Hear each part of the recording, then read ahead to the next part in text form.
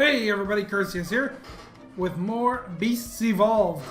Now, so today we're going to talk about your monsters and relevant stats and stuff like that. So, first of all is what kind of monster they are. It's right over here.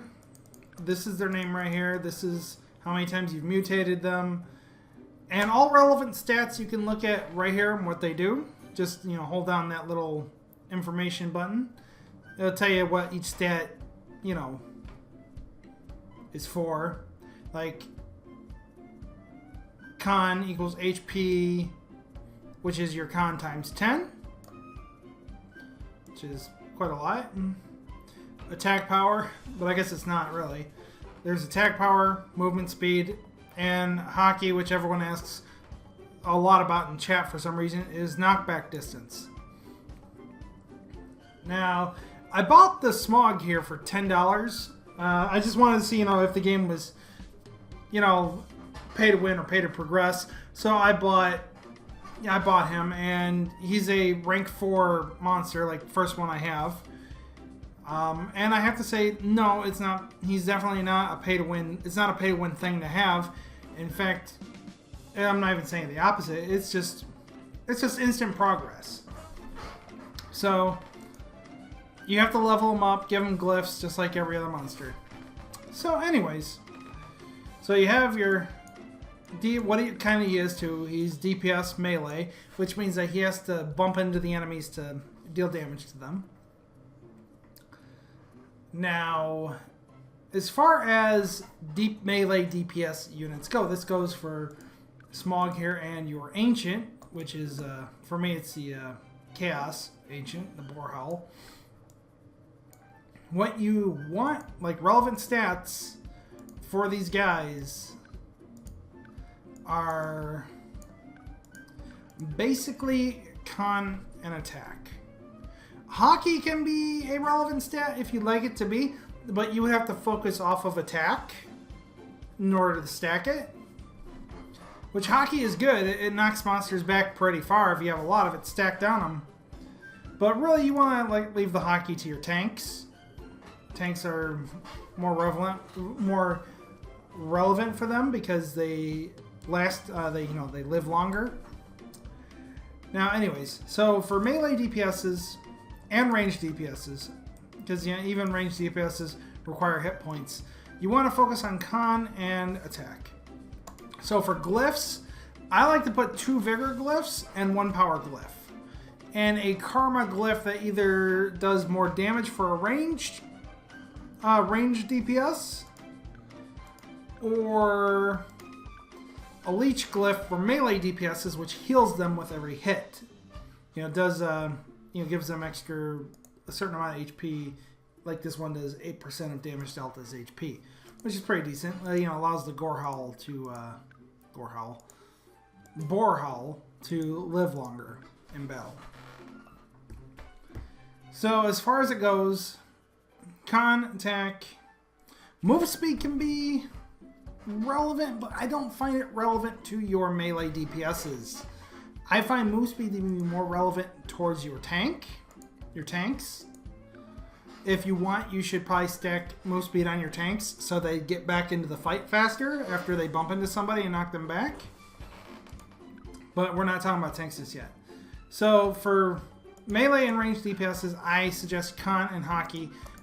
Stacking a little bit of vigor, a little bit of con, and more power, and some kind of karma glyph that does more damage or heals per hit. Next is going to be support.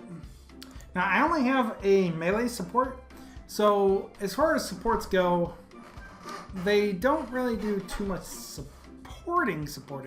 Like this one, the Muramasa, what it does is it deals damage every 2 or 3 attacks. Let me see. Every 2 attacks, it deals 60% of his attack damage as damage to the enemy with the lowest HP.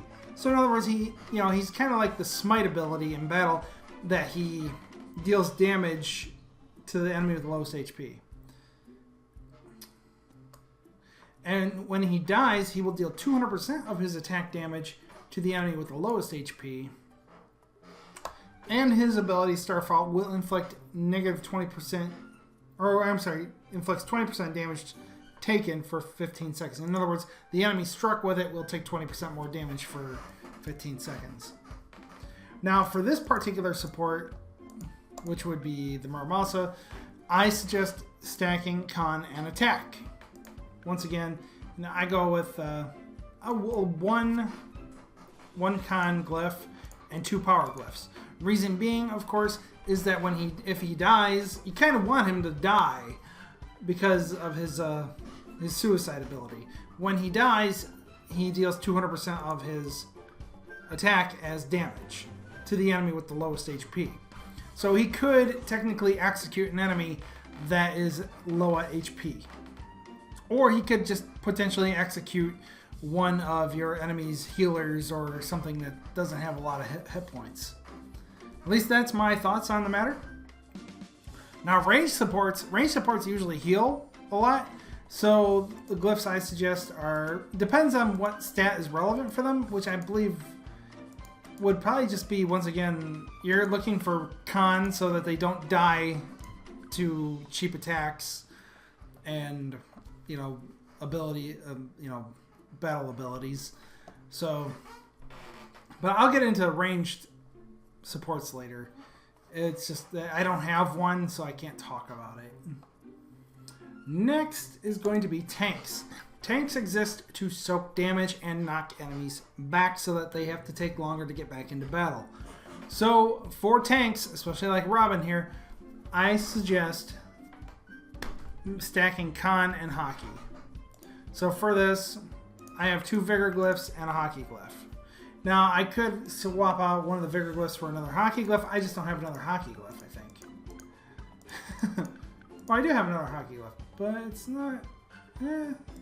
Yeah, it's still actually good. I'm going to stick that on there in place of that. So, anyways... Because you want the tanks to have a lot of hockey so that when they smack into the enemy, that they smack that enemy all the way across the screen and they have to take a while to get back. Glyphs, like I said, now for the Karma Glyph, I suggest a negative to knockback glyph, meaning that when she gets hit by an enemy with a lot of hockey, that she's going to be knocked only 21% less back. So that's a good glyph to have. But like I said, a lot of Con, a lot of hockey for tanks, because tank is going to live a lot longer. So, and I have 2 other tanks too, but neither one of them is worth mentioning at the moment. There's here's a range support. This particular range support, I've never actually built him up yet.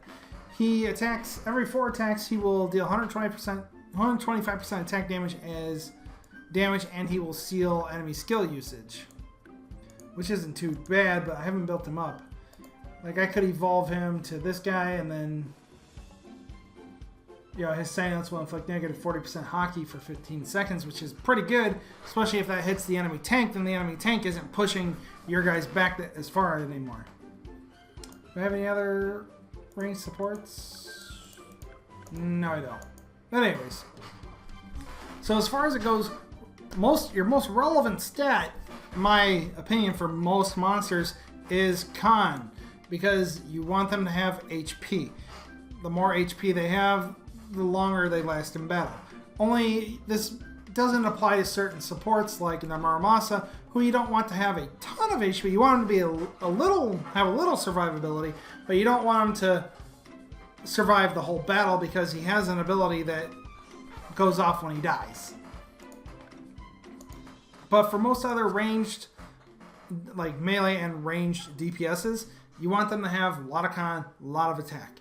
Hockey you could stack on them if for instance, Hikari, my ranged DPS.